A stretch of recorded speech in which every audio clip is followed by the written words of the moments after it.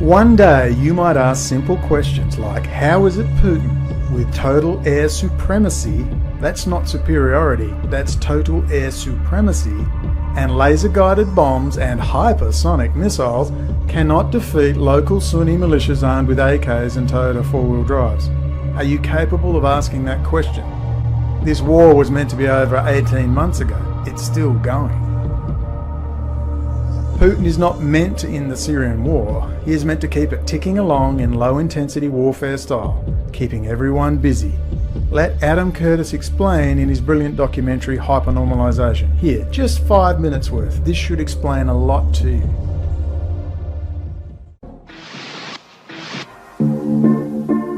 But in Russia, there was a group of men who had seen how this very lack of belief in politics and dark uncertainty about the future could work to their advantage. What they had done was turn politics into a strange theatre, where nobody knew what was true or what was fake any longer. They were called political technologists, and they were the key figures behind President Putin. They had kept him in power, unchallenged, for 15 years.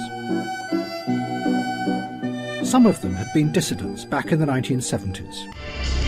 But then a technologist emerged who went much further, and his ideas would become central to Putin's grip on power.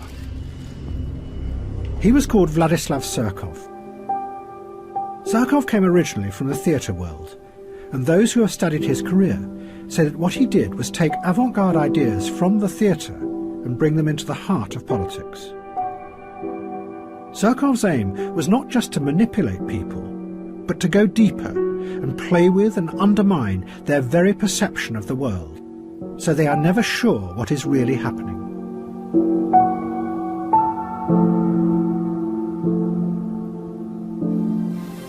Surkov turned Russian politics into a bewildering, constantly changing piece of theatre. He used Kremlin money to sponsor all kinds of groups, from mass anti-fascist youth organisations to the very opposite, neo-Nazi skinheads. And liberal human rights groups who then attacked the government. Surkov even backed whole political parties that were opposed to President Putin. But the key thing was that Surkov then let it be known that this was what he was doing, which meant that no one was sure what was real or what was fake in modern Russia. As one journalist put it, it's a strategy of power that keeps any opposition constantly confused. A ceaseless shape-shifting that is unstoppable because it is indefinable. Meanwhile, real power was elsewhere, hidden away behind the stage, exercised without anyone seeing it. Suddenly, the Russians intervened.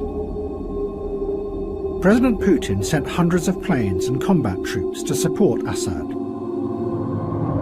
But no one knew what their underlying aim was. They seemed to be using a strategy that Vladislav Surkov had developed in the Ukraine. He called it nonlinear warfare. It was a new kind of war, where you never know what the enemy are really up to. Allahu Akbar. The underlying aim, Surkov said, was not to win the war, but to use the conflict to create a constant state of destabilized perception in order to manage and control. Allahu Akbar.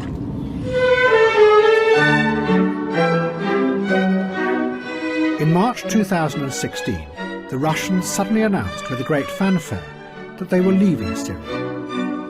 And a concert was held in the ruins of Palmyra to celebrate the withdrawal. But in reality, the Russians never left. They are still there, and still no one knows what they really want.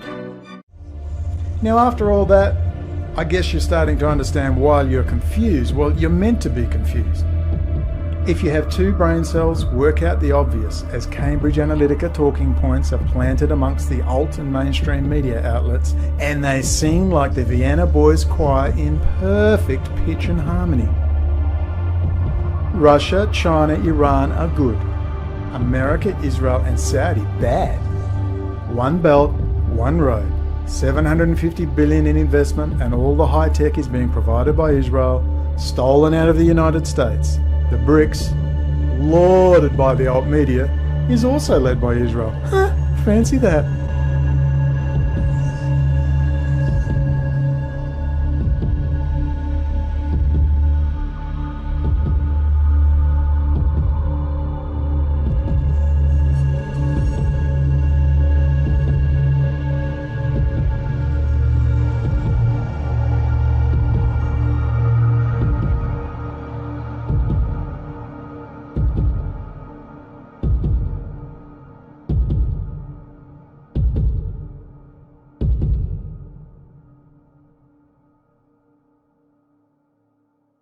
Putin has allowed Israel to bomb Syria well over 200 times. They just have to give a heads up before they strike so Russians don't get killed. Israel's goal of destabilizing Syria has been successfully accomplished. Regime change was never the goal. Just over 2 months ago, Russia didn't shoot back when Israeli F-16s blew up a Syrian military complex. Russia still hasn't taught the Syrian army how to use the S-300, and this war has been going on for 8 years. Bernstein also wrote about the scenario. Quote, "Most people, and it seems most Arabs, are of the impression that since Soviet Russia sold equipment to Egypt and other Arab countries, the Soviets were in support of the Arabs in the 1973 war. This is a false impression. To understand that this is the result of more deceit on the part of Israel and the Soviet Union, you must be aware of the Golda Meir-Stalin-Kaganovich Pact. Golda Meir had been born in Russia, grew up in Milwaukee, Wisconsin, and in 1921 migrated to Palestine. In 1949, Golda Meir became Israel's first ambassador to the Soviet Union. Representing Israel, Golda Meir, a Bolshevik Jewess, met with 2 representatives of the Soviet Union, Kaganovich, a Bolshevik Jew, and Stalin, who married a Bolshevik Jewess. They made a secret agreement, a pact. The first part of the Soviet Union side of the pact was the Soviets would institute a pro-Arab policy solely as camouflage for its true intentions, which was to furnish aid to the Arabs, but never enough to enable the Arabs to destroy Israel. Egypt's Sadat realized that the Soviets had no intention of helping the Arabs win the war, that the Soviets, in selling them some equipment, were only trying to trap Egypt in the Soviet net. So Sadat kicked Soviet military advisors and civilian technicians out of Egypt. Russia is doing to Syria now what the Soviet Union did to Egypt. Even Gaddafi was saying the same thing as Bernstein, quote, "The Russians talk of all the weapons they are giving us, but it is propaganda." Gaddafi was right. The Soviet Union's highest-ranking intelligence official who defected to the West, General Pacepa, wrote in his book titled Disinformation that the anti-Israel narrative was put out by the KGB to increase anti-American sentiment in the Muslim world and draw those countries into the Soviet net. I accept what you say, Chief Rabbi, and yet it worries us here in Israel that we also see Putin supporting Assad in Syria and the Iranian regime, and we wonder how things actually work in reality. How can you support both sides of a conflict? And especially the situation in Syria, which is so tragic, and Russia has such a key role in the region. Do you see it as positive or a negative thing that he seems to be playing both sides?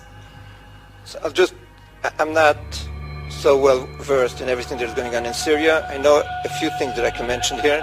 Number one, there's practically a daily briefing coming from Russia to Israel, Israel to Russia, about what's going on in Syria.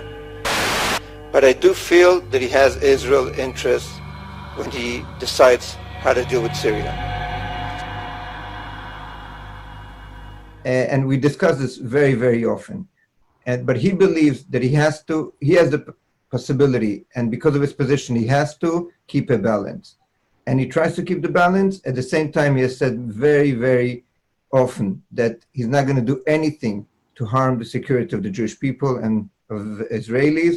And especially when he talks about children being attacked, terrorist attacks in Israel, that's when he really gets very, very, I would say even emotional.